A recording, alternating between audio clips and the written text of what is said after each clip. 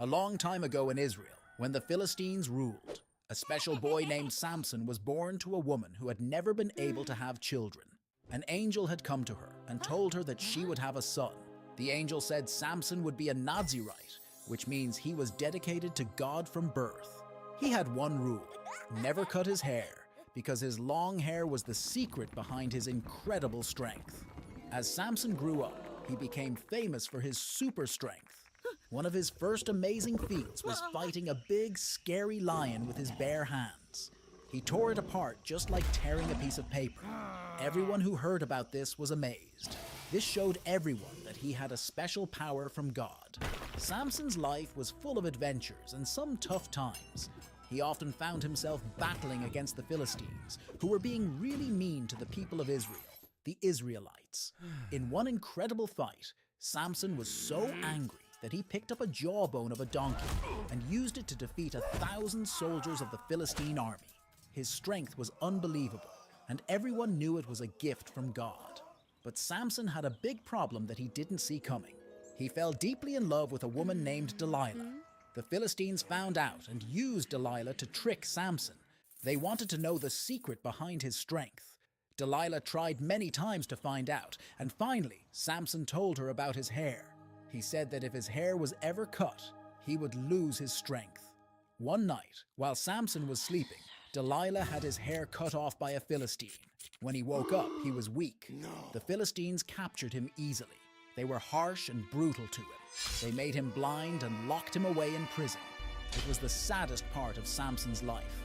But in jail, Samson's hair started to grow back, and along with it, his strength was returning.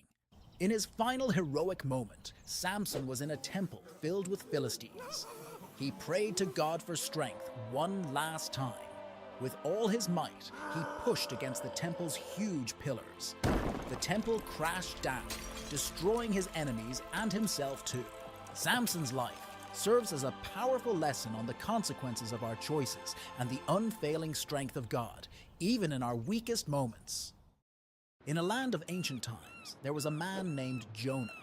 Known for his wisdom, but sometimes stubborn, he was about to face a great challenge. Jonah was very kind. People in the city came to him for help because he was wise and gave good advice. He loved talking to God and prayed a lot, showing he really cared about being good and kind. One sunny day, God spoke to Jonah. Jonah, you must go to Nineveh, a city lost in wickedness. They do not believe in me, and their evil ways have reached me. In 40 days I will destroy Nineveh, unless you change them. But Jonah was afraid and didn't want to go. Instead of going to Nineveh, Jonah boarded a ship to Tarshish, hoping to escape his daunting task. Out at sea, a fearsome storm erupted. The sailors, terrified, wondered who had brought this misfortune. Meanwhile, Jonah slept below deck, unaware of the danger. The sailors cast lots to find the cause of the storm, and the lot fell on Jonah. He confessed, "I am running from God's task. Throw me into the sea, and the storm will cease." Reluctantly, the sailors threw Jonah into the raging sea. Miraculously, the storm stopped. The sailors were awestruck and pledged to serve Jonah's God. In the deep, Jonah was swallowed by a giant whale. Inside, it was dark and damp, a strange room. Jonah prayed earnestly, realizing he could not hide from his duty. He promised to fulfill God's command if he was saved. After 3 days, the whale spat Jonah out near Nineveh. Jonah was thankful and knew it was time to complete his mission. Jonah walked through Nineveh, a city of people who were wicked and did not believe in God. He warned them, "In 40 days, Nineveh will be destroyed unless you change your ways." He told them all about the story of the ship and the whale. The people listened to Jonah and started to change, turning from their evil deeds. When 40 days had passed, Jonah camped out in the desert to see what would happen to the city. The people of Nineveh now believed in God and repented. God saw their change of heart and did not destroy the city. After Nineveh was saved, Jonah felt upset. He couldn't understand why God spared a city that had been so bad. God wanted to teach Jonah about caring. So God made a special plant grow to give Jonah shade from the hot sun. Jonah liked the plant a lot. But the next day, God let a worm eat the plant, and Jonah was very hot and unhappy. God asked Jonah, Do you care about the plant? Jonah said yes. God then said, You care about a plant, but I care about all the people in Nineveh, especially the children and animals. They made mistakes, but they deserve a chance to be better. The story of Jonah teaches us about being kind and forgiving. Even when people do bad things, they can change and be good again. In the ancient land of Israel, there lived a man named Elijah. He lived in a time when it never rained and everything was dry. Rivers dried up, crops withered, and the earth cracked under the scorching sun. People were worried, but Elijah believed that God would help them. Elijah lived by a little brook called Cherith because God told him to go there and hide from King Ahab and his queen, Jezebel, who led the people to worship false gods. Every day, black ravens brought Elijah bread and meat so he could survive far from the city. This was a special way God took care of Elijah.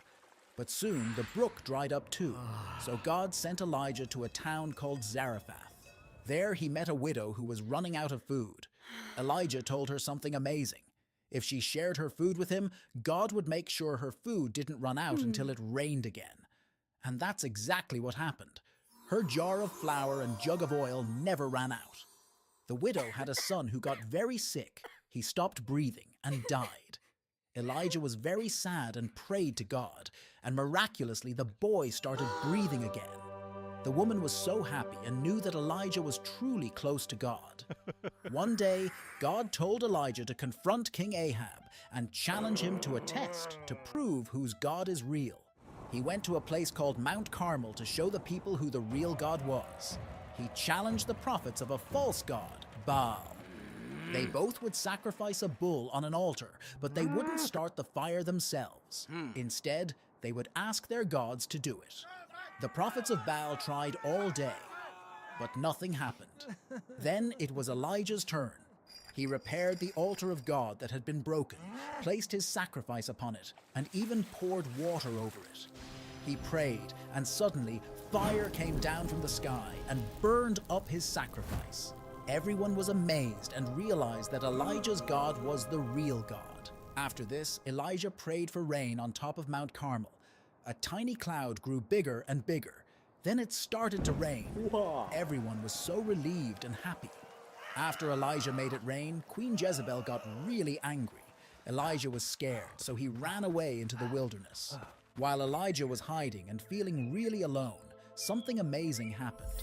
God spoke to him. God told Elijah that he wasn't alone. There were lots of other people who now believed in God. This made Elijah feel much better. God also told him about new things to do and about a man named Elisha who would help him and one day be his successor.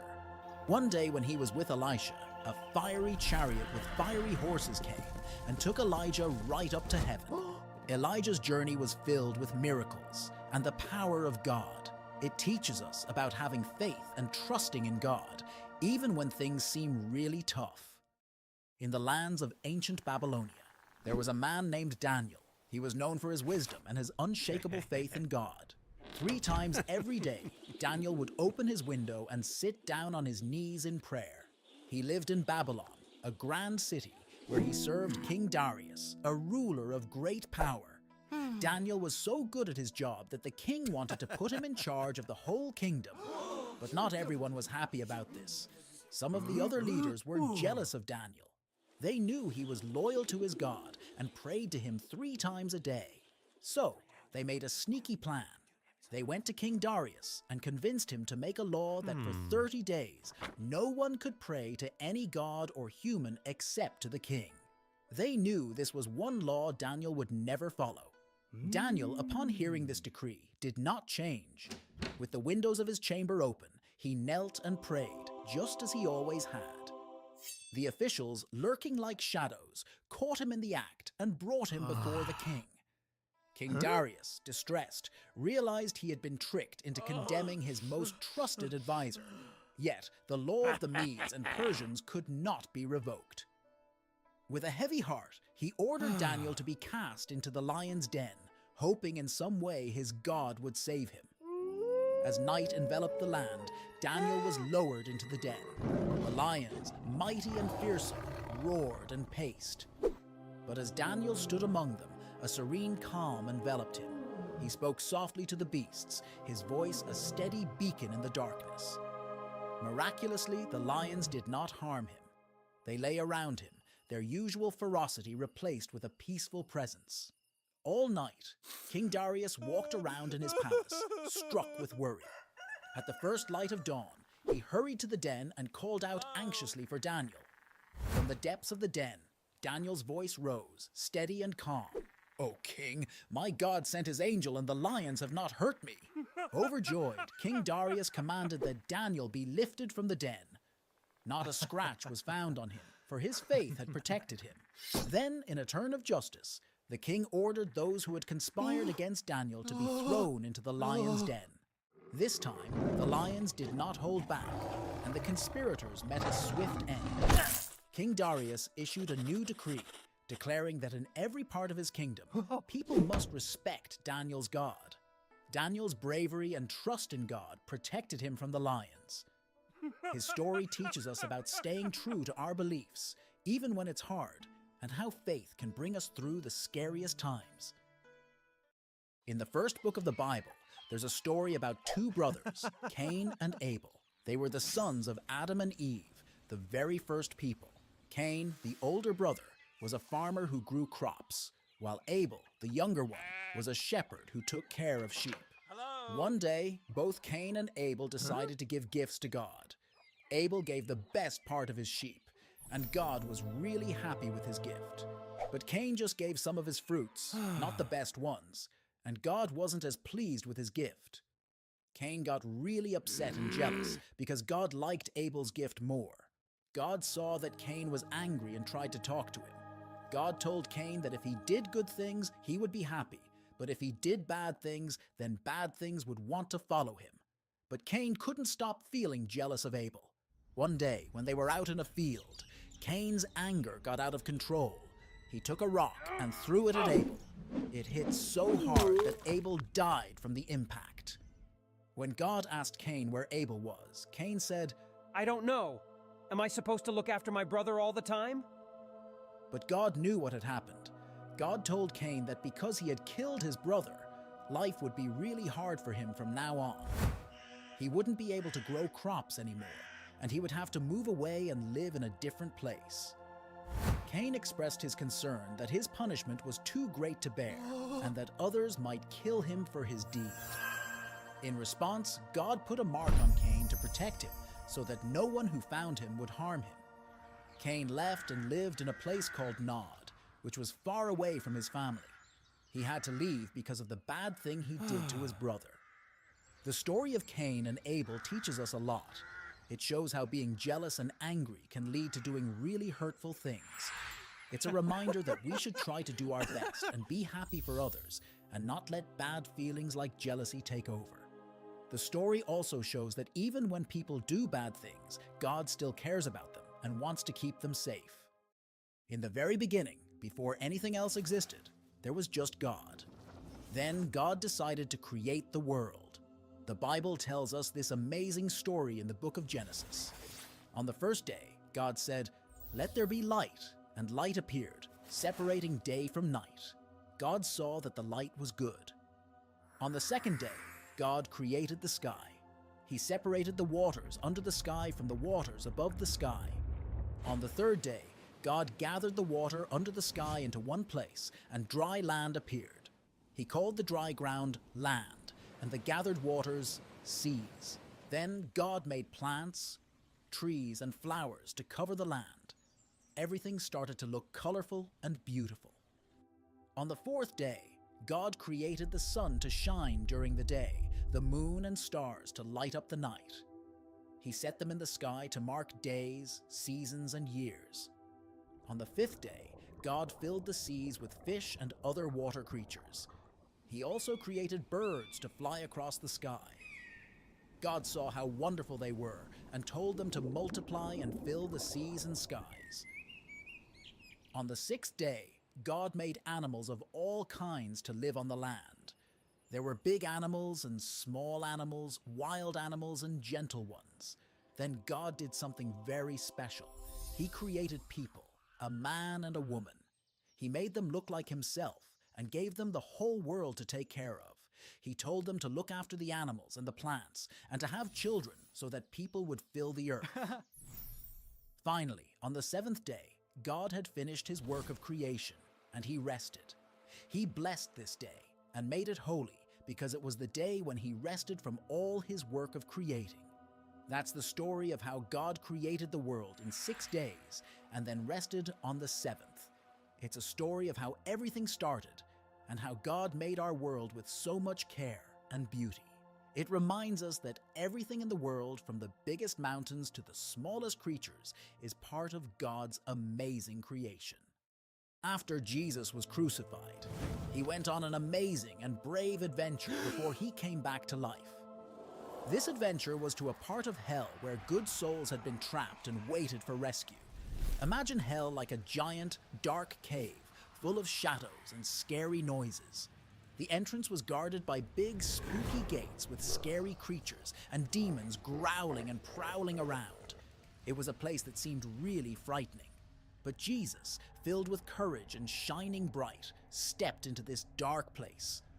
When he entered, it was like a superhero had arrived with bright light.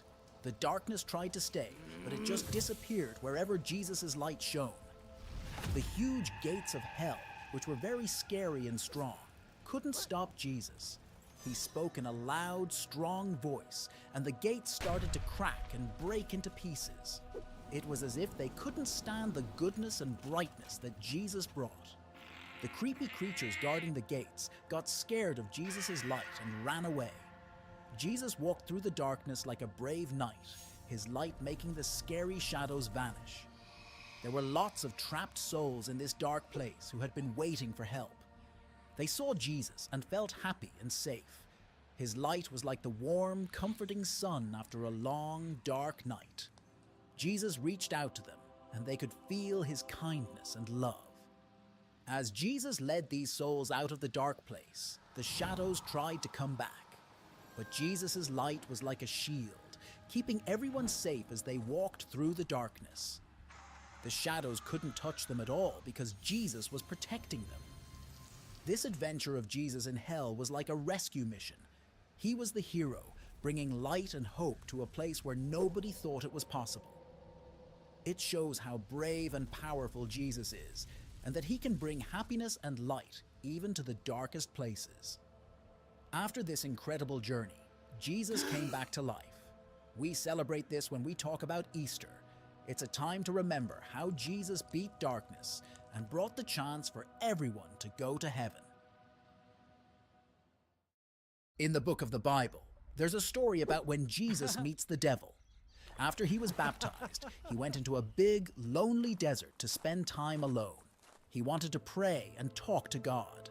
Jesus stayed in the desert for 40 days and nights without eating anything, so he was very hungry. While Jesus was in the desert, something tricky happened.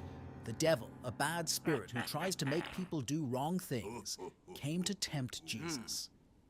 The devil knew Jesus was very hungry, so he said to Jesus, "If you are the Son of God, tell these stones to become bread." But Jesus knew it was wrong to use his power just to make himself comfortable. So he said, "It is written, people do not live on bread alone, but on every word that comes from the mouth of God." Then the devil took Jesus to the holy city Jerusalem and made him stand on the highest part of the temple. The devil said, "If you are the Son of God, throw yourself down, for it is written, He will command his angels concerning you, and they will lift you up in their hands, so that you will not strike your foot against a stone." But Jesus answered, "It is also written, do not put the Lord your God to the test." Finally, the devil took Jesus to a very high mountain and showed him all the kingdoms of the world and their splendor. The devil said, "I will give you all of this if you will kneel down and worship me." But Jesus said, "Go away, Satan, for it is written, worship the Lord your God and serve him only." After that, the devil left Jesus. Jesus had shown that he was stronger than any temptation. This story of Jesus being tempted in the desert teaches us that sometimes we have to face tough choices, but we can choose to do the right thing, even when it's hard. Jesus used God's words to help him make the right choices. It reminds us that when we know what is right and true, it can help us stand strong against any kind of temptation. In the ancient land of Judea, a special child named John was born. His birth was a miracle because his parents, Zechariah and Elizabeth, were very old and had never been able to have children. Before John was born, an angel appeared to Zechariah and told him that his son would have an important mission: to prepare the way for the Lord. As John grew up, he became different from others. He lived in the wilderness, away from the towns and cities. His clothes were made of camel's hair, and he wore a leather belt around his waist. His food was simple: locusts and wild honey he found in the desert. John started preaching to the people in the wilderness. He had a powerful voice that echoed through the desert, calling people to repent, which means to turn away from doing wrong things and to turn back to God. He baptized people in the Jordan River as a sign that they were changing their hearts and lives. People started talking about John. They hadn't seen anyone like him before. Some thought he might be the special savior, the Messiah that God had promised. But John always said, "I am not the Christ. I am just here to prepare the way for him." One day, Jesus himself came to the Jordan River where John was baptizing. When John saw Jesus, he knew that Jesus was the one he had been talking about.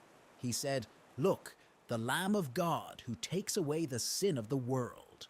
Even though John felt he wasn't worthy to baptize Jesus, Jesus insisted, and John baptized him.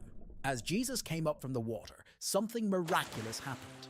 The heavens opened, and the Spirit of God descended like a dove and alighted on Jesus. And a voice from heaven said, "This is my Son, whom I love. With him I am well pleased."